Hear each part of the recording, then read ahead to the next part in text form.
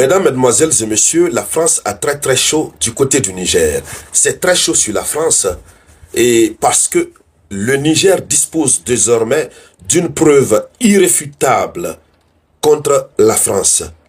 Une preuve de l'implication de la France dans ce qui s'est passé à l'aéroport de Niamey avant-hier, aux environs de 0h, 1h du matin. Vous le savez tous, le bras de fer qui existe aujourd'hui entre le Niger et la France a atteint son summum, ça a atteint son paroxysme.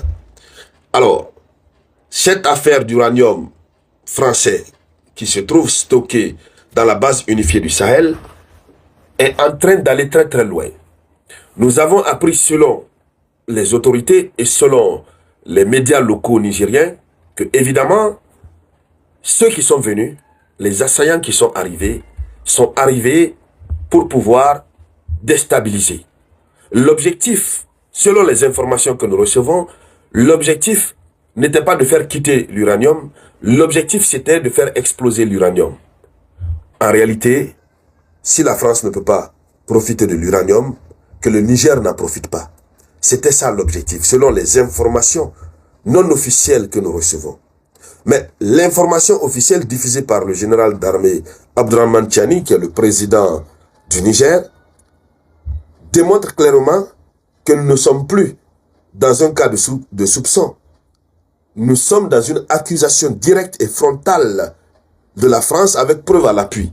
Ce qui traduit le fait que, ou du moins ce qui traduit la possibilité du Niger d'engager certainement des poursuites judiciaires contre la France parce que ils ont désormais une preuve. Et cette preuve, c'est quoi? C'est de cela que nous allons parler dans le cadre de cette conférence géopolitique dédiée à l'actualité mondiale. Et à tous, mais allons-y continuer dans les détails. Il faut rappeler que la tentative armée contre cette infrastructure stratégique, deux infrastructures stratégiques, la base unifiée et l'aéroport.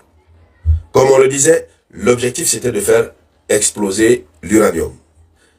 Sinon, lorsqu'on observe très bien, comment est-ce qu'ils peuvent venir en ville? Ils sont venus pour faire quoi concrètement? Et donc, ils sont habitués à utiliser des terreaux. Et ces terreaux, ils les ont fait compléter par d'autres éléments.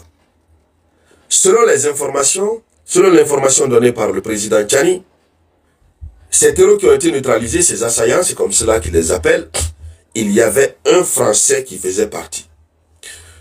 Le président du Niger ne peut en aucun cas, en tant qu'autorité, une bouche autorisée, ne peut pas faire une telle déclaration sans pour autant chercher à avoir toutes les preuves réelles avant de procéder à la déclaration.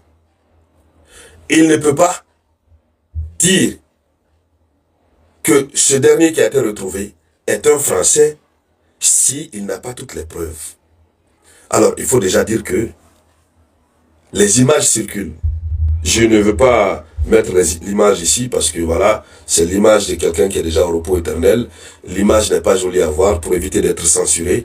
Mais lorsqu'on voit l'image, on voit son teint, on sent que c'est un white guy. Vous comprenez? Et quand Abdourahmane Tiani dit que c'est un Français, là, c'est que c'est terminé. Et donc, en termes clairs, un Français est impliqué.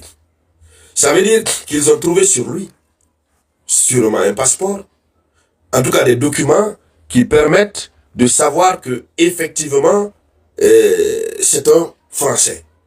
Alors, à partir de là, la donne change carrément. À partir de là, la donne change. Et donc, il faut dire que c'est une découverte clé. Un ressortissant français parmi les assaillants. Le général Tiani fait une identification formelle d'un citoyen français parmi les individus qui ont été envoyés au repos éternel. Alors, ce n'est plus une accusation verbale, il faut qu'on soit très clair. Mais c'est un fait matériel vérifiable.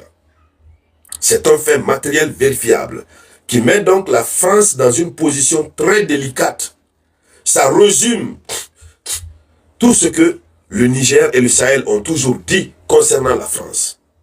Lorsque les autorités du Sahel disent toujours que non, la France est impliquée, tout ce qui se passe, les terreaux qui sont là, ils sont nourris, habillés et financés par la France, c'est le résumé. Les autorités du Niger ont désormais une preuve irréfutable. Et donc, ils feront d'ailleurs en sorte de garder ce corps, oui, tranquillement, pour permettre de l'identifier de plus. Alors, ça change la donne, je vous le dis carrément. Et le narratif change complètement. Quand un passeport ou un document apparaît, le déni devient impossible. La conséquence sur la France, c'est quoi? La France est désormais sous pression judiciaire et politique à la fois. Parce que l'image que les gens avaient de la France, l'image change. Désormais, le Niger a la preuve que la France est impliquée. Alors, on va voir les arguments de la France. Peut-être la France va dire non, bon, écoutez, même si c'est un Français, mais ce n'est pas nous qui l'avons envoyé. Nous connaissons ce narratif, nous connaissons cette rhétorique.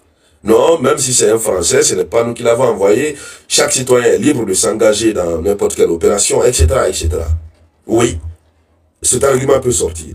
Mais le Niger peut désormais saisir la justice nationale ou internationale pour mercenariat, implication directe, réseaux transnationaux hostiles à l'État nigérien.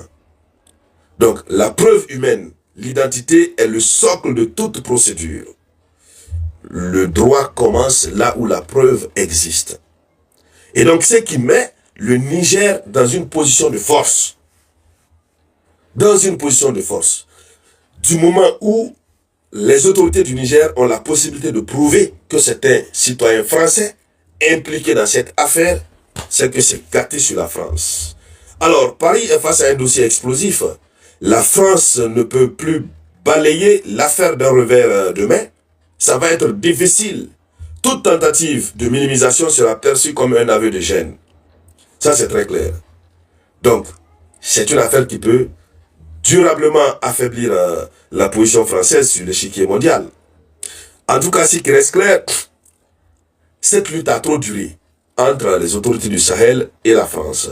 Mais le niveau que nous sommes en train d'atteindre, les autorités du Sahel sont en train de prendre gravement le dessus. Et donc, mesdames, mesdemoiselles et messieurs, c'était ça la une de l'actualité internationale. Merci de la partager au maximum. Je vous reviens tout à l'heure avec de nouvelles actualités.